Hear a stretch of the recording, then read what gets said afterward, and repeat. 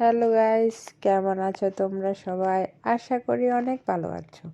আমিও ভালো আছি। তোমাদের জন্য নিয়ে আসলাম একটা মিনি ব্লগ। আর প্রথমে শুরু করলাম আমার ঘর মোছা দিয়ে। আমার সামনেটা মোছা হয়ে গেল, আমিও পাশের রুমটা মুছতে গেলাম, ওটা হয়ে গেল। এখন যাচ্ছি এদিকে রুমটা মোছার জন্য। ওটা আমার রুম, কোনো এক সময় তোমাদেরকে দেখিয়ে দেবো। আমার রুম মোছা কমপ্লিট।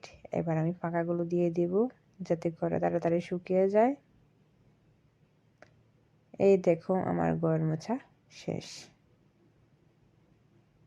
এখন যাব উঠোন ঝাড় দেওয়ার জন্য।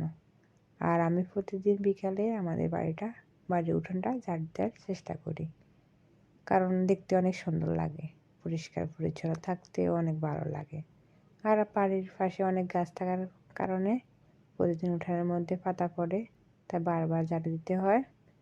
তাই আমার উঠানে ঝাড়ু দেওয়া প্রায় শেষ হয়ে আসলো।